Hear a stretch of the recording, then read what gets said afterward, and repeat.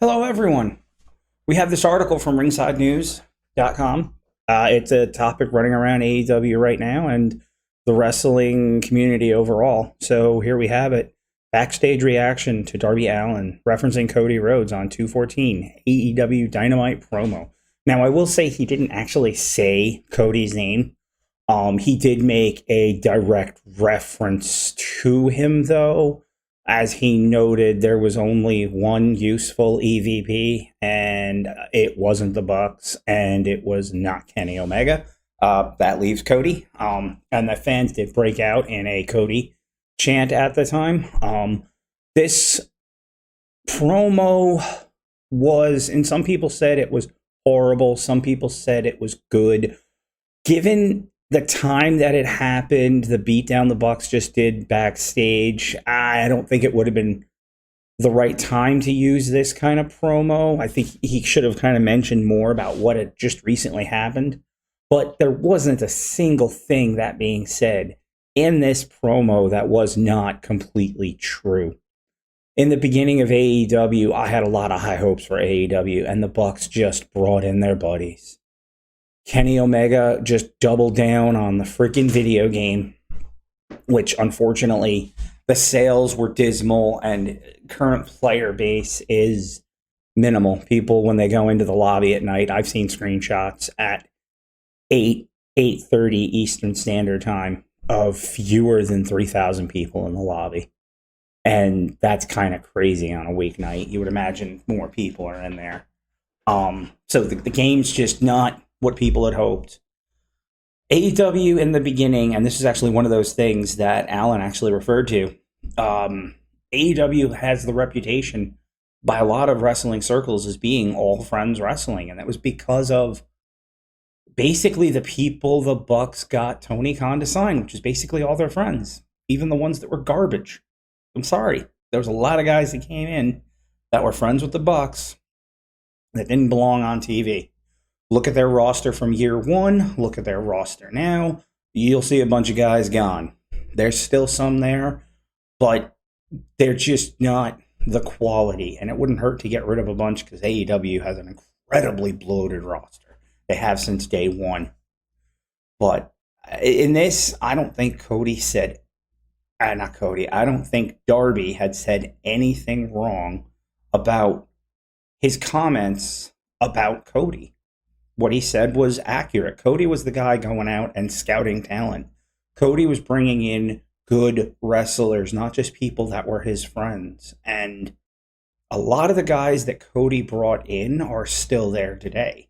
That kind of says something, where a bunch of the guys the Bucks brought in are no longer there. The Bucks overall have basically been about themselves, and it's just shown more and more.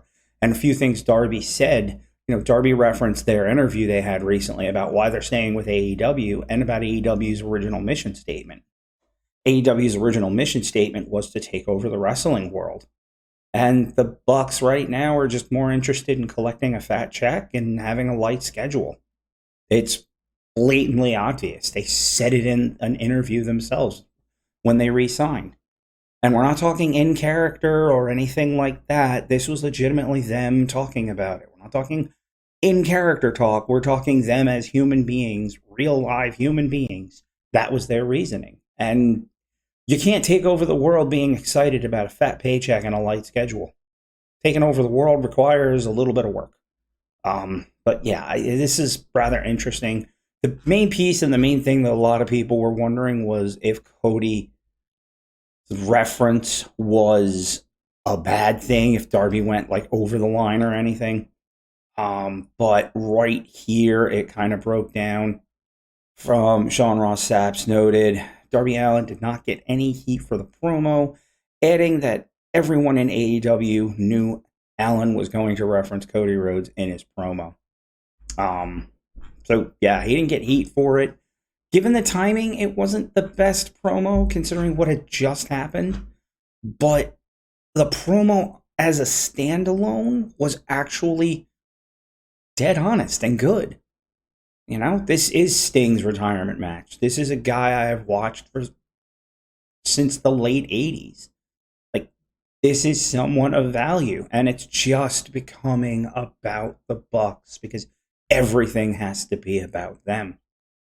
This is why AEW's like got that 800 some thousand viewership on their flagship show, and it's not going anywhere.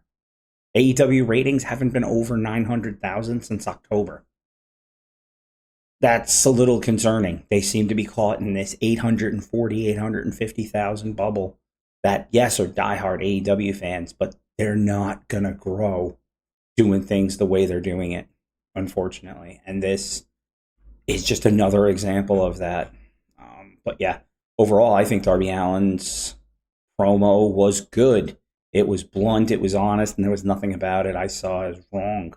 The only thing I noted that I kind of was like a little weird with was he couldn't seem to hold still. Would have had a little more oomph to it had he been able to hold still and at least at times be a little calmer. But had he referenced what actually had just happened, his reaction and how he would have been spot on. But it wasn't, so it kind of missed. So I can see why some people were like, yeah, the promo was off. But overall, this was definitely a good promo, an honest promo, and really something AEW needs to think about, because he did point out AEW's All Friends Wrestling. AEW, once they lost Cody, lost a big backstage element. And we're starting to see more and more of that now. So, it is what it is. Just talk by tack.